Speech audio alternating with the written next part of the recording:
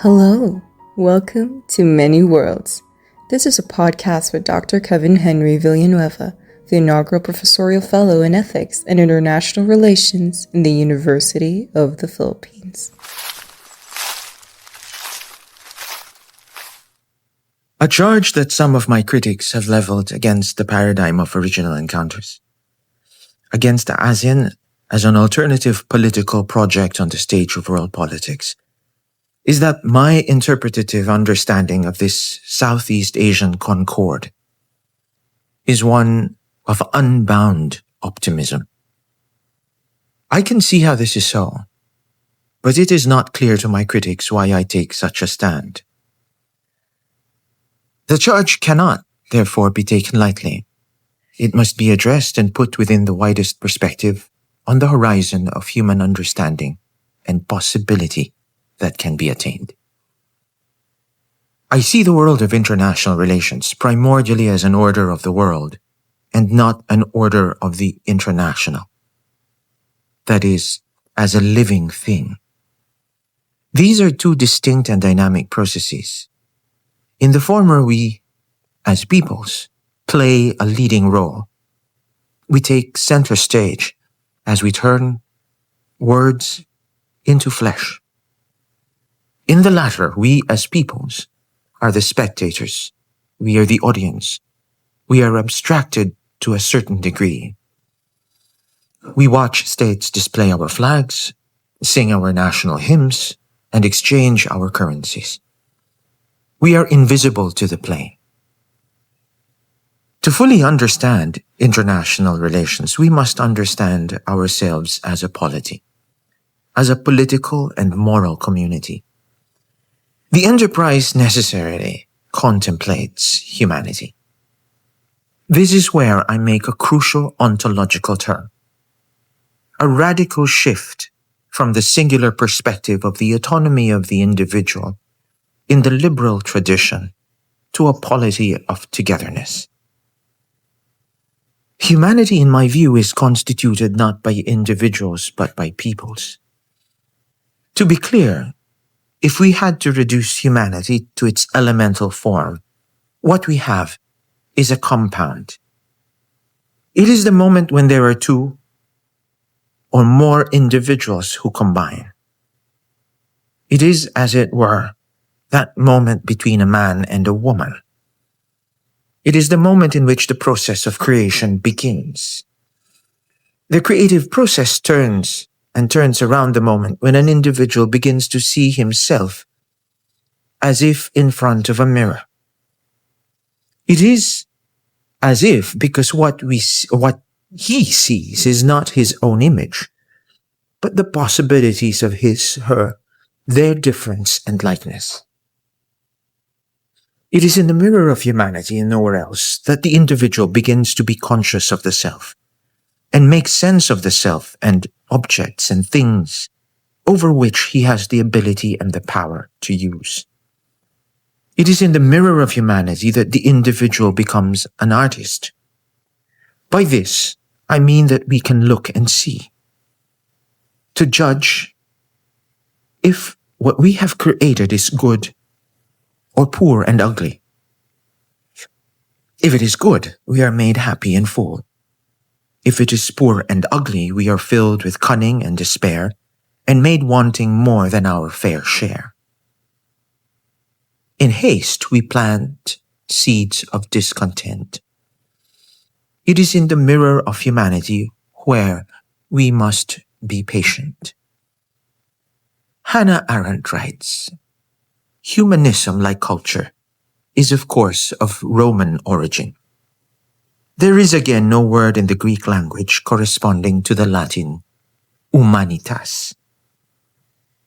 This Roman humanitas applied to men who were free in every respect, for whom the question of freedom, of not being coerced, was the decisive one, even in philosophy, even in science, even in the arts. This humanism is the result of the cultura animi,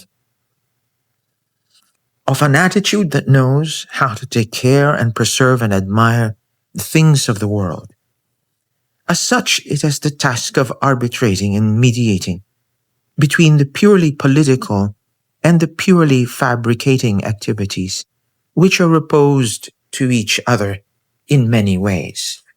Close quote.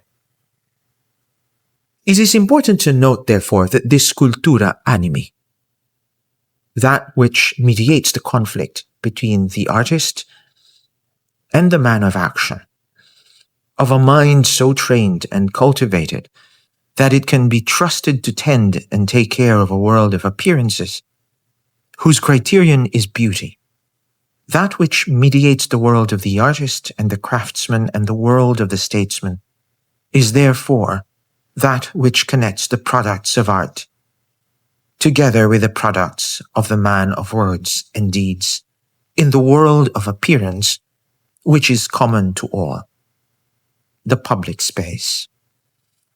It is in this sense that culture and politics, according to Arendt, belong together.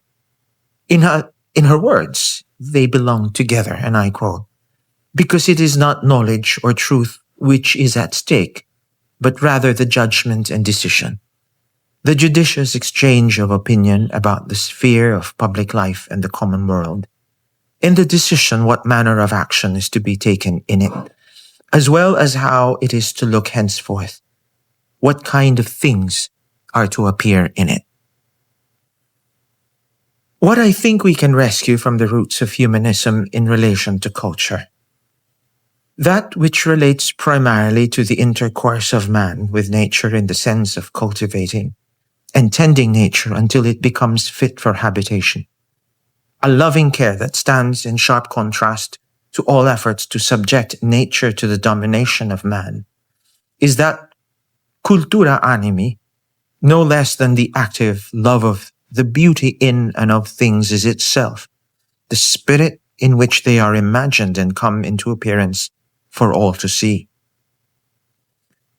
Cultura animi is, I believe, to be found in the heart of politics as a field of action, no less than in the force of humanity, which orients our vision of politics toward an attitude or disposition of what is good and beautiful in the world in general.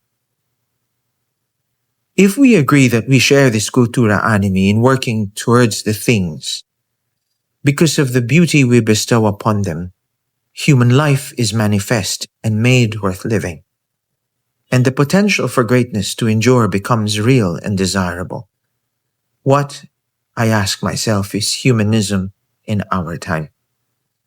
Are we, when we turn our gaze to the human being, referring to the free Roman, or to the citizen of the world, or to a human being that is totally different and hence completely new?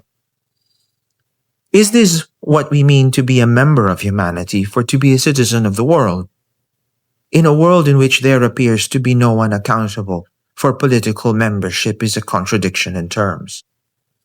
An idea of humanity necessarily with reference to those who choose to belong to her, given that the choice to belong is the beginning of political action, is made of human beings who ought to be somehow oriented in what I call a situation of sacrifice. This requires a world shift so crucial that it becomes necessary to raise such situations through which our membership in humanity transforms us into active agents and subjects of a greater self and a greater good. In other words, what is the significance of cultura animi, that active love of beauty in a darkling world, such as that we find in our time? Before we turn to this, what is the question of humanitas? To what do we apply the question of freedom in our time?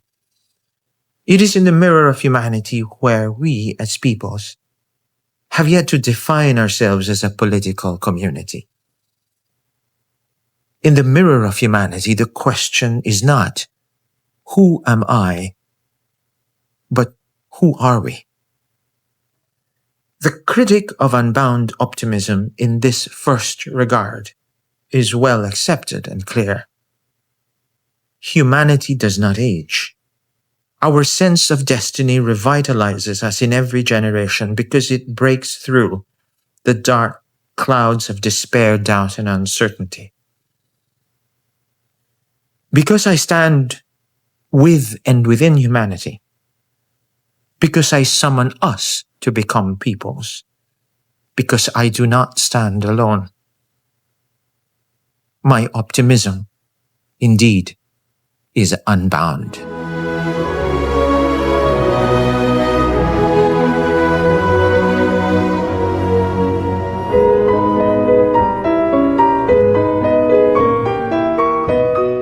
Thank you for listening to Many Worlds. If you would like to follow the podcast, please subscribe by clicking on the link.